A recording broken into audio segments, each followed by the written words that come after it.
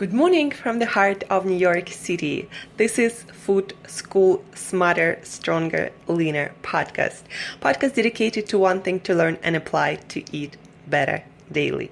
I'm your host, Angela Shurina from Create Yourself That Today, your personal nutritionist, your personal health and wellness coach, your fellow biohacker, your personal fat loss guru, and just someone with a lot of passion for healthy eating, healthy food, nutrition, what's on your plate, and just feeling your best, looking your best, and performing your best on all levels. And guys, you cannot look, perform, and feel the best unless you're paying attention what's on your plate and what you're putting in your body on a daily basis. Today's is amazing day.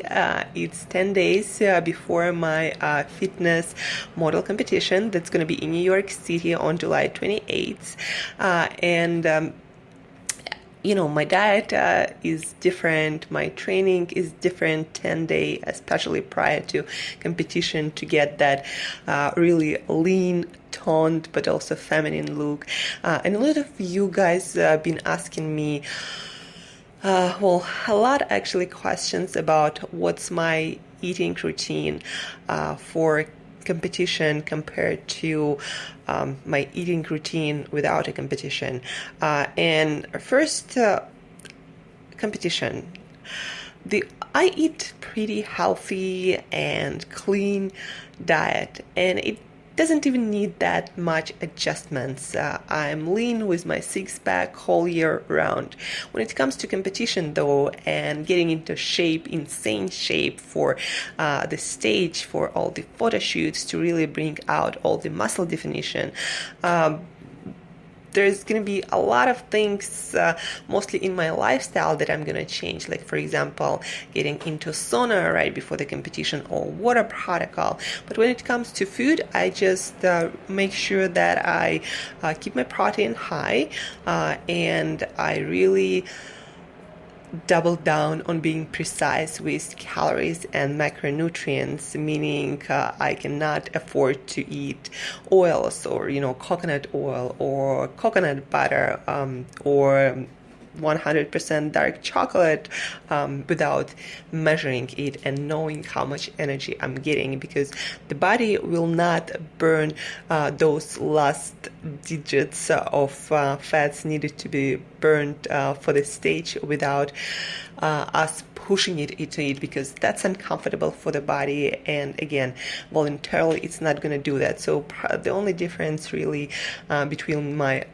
regular nutrition and life and competitions are those lifestyle adjustments that I'm going to share on my Instagram with you guys. So if you're interested, follow me on Instagram.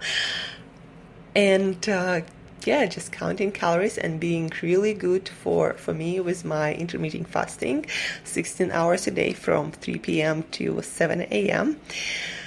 And let's talk now a little bit about my regular diet.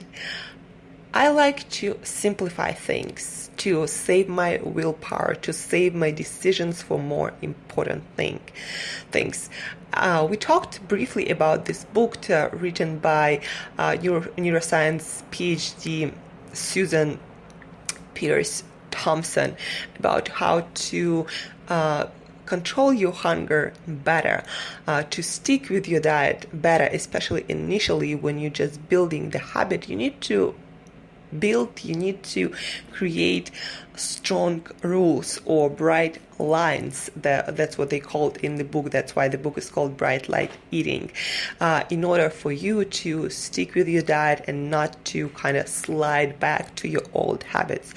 And what do I mean by bright lines and strict rules? So for example, to eliminate additional and unnecessary decisions, I have 4 rules. No sugar, no grains, no starch, no fructose.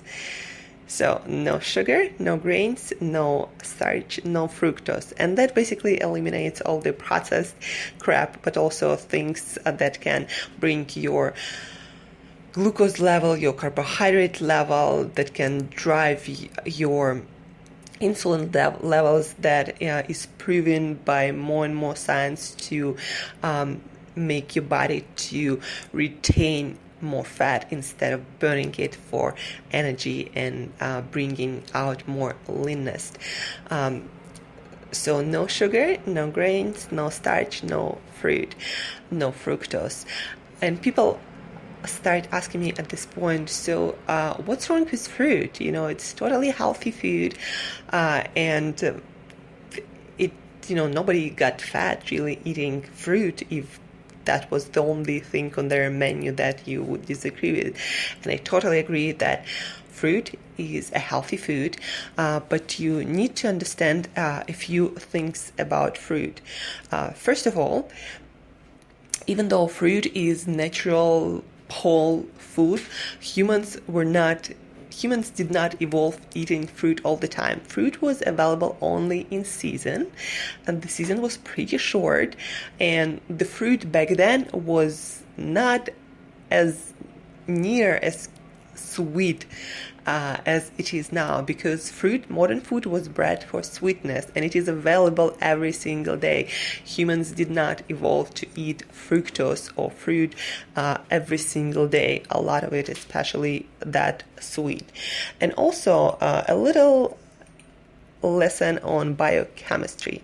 So fructose, unlike glucose, is metabolized almost completely in liver of humans and directed towards replenishment of liver glycogen, or that glucose, that fuel that our body uses for energy. So the main storage for glucose our liver and our muscles, and we can store approximately around 1,600 calories in our liver and muscles combined. The rest, it's like a teaspoon of glucose or blood sugar circulating in our blood, and that's all we can store.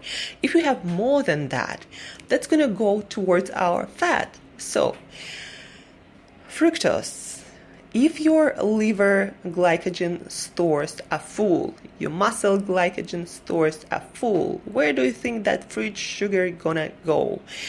As it says in Wikipedia, it's gonna be metabolized into triglycerides. That is basically fat. So excess fructose, and it's really, really easy to reach that excess, especially if you're not an active person and your muscle glycogen is not depleted on a regular basis, if you are not like cycling or running every single day or lifting heavy, then probably your glycogen stores and your muscle glycogen stores are full already, or almost full. So when you're eating a lot of fruit all the time, guess what's gonna happen? You're gonna create a lot of fat, and that's gonna also contribute to non-alcoholic fat liver disease. That's gonna contribute to higher levels of triglycerides in your blood. That we know is not a great sign if you want to live long and healthy, and that's going to contribute to your belly fat and fat around your internal organs and more fat on your body in general. So that's what is wrong with fruit. And guys, you don't really need fruit as long as you're eating all your vegetables that per calorie have much more minerals and vitamins without all the excess sugars. If you're eating vegetables, you don't need any fruit. Humans can survive without fruit their entire life just fine.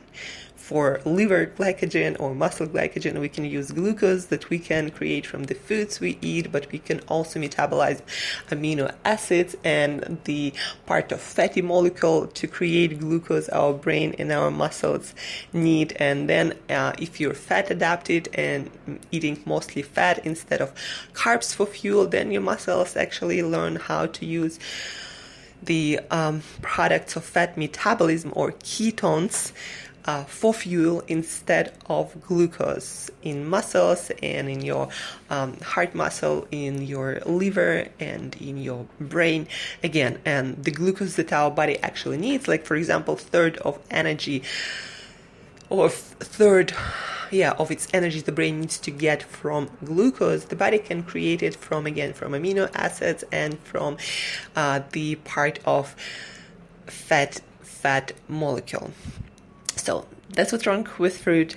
It makes you fatter easier, and that is one of the reasons why there is an obesity epidemic in a lot of countries, especially US, that uses heavily high fructose corn syrup in different packaged products, because it's really cheap and because it's subsidized by the government, the creation of the product. So that's why a lot of people have fat around their bellies, their internal organs, their metabolism is screwed, and triglycerides go skyrocket. So fruit, cup of fruit, cup of berries like blueberries, that's probably the most you want to have for the day if you want to have your fruit, or half of banana in your green smoothie. So my bright lines are no sugar, no grains, no starch, no fruit. What are yours?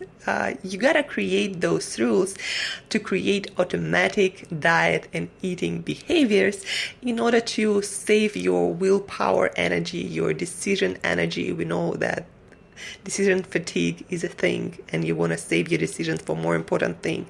So what are your bright lines or rules that going to create those automatic behaviors, and it's going to help you to make the right choices in any situation? Like, for example, if you had the rules like me, no sugar, no grains, no starch, no fruit, imagine how your diet would be like without any other decisions, without reading any other ingredients, without doing any nutritional research. At least you'll be able to lose fat for sure. I can guarantee you, if you just follow those no sugar, no grains, no starch, no fruit rules. That's it for today, guys. It was about fructose and how exactly fruit makes you fat easier. And did you know that humans used to eat fruits in summer before winter to fatten up for winter season, where it could be a lot of fasting and starving? Also, grains. What's wrong with grains? A lot of grains are genetically modified, by the way. And when, for example, carbohydrates, grains, when farmers need to fatten up their animals, their cows, or for example, when ducks needs to be fattened up for fatty liver to make pate, foie gras, they always fed high carbohydrate diet, and cows are fed high grain diet. So just think about it. Don't be that cow or that duck creating that fatty liver or more fat on your body.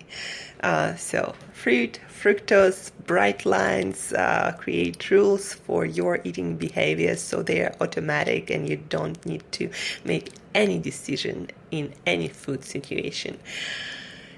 If you have any questions, if you need more advice on that, what kind of rules can you create to successfully stick with your diet, then shoot me an email to angela@createyourself.today. I'll be more than happy to create some rules for you guys.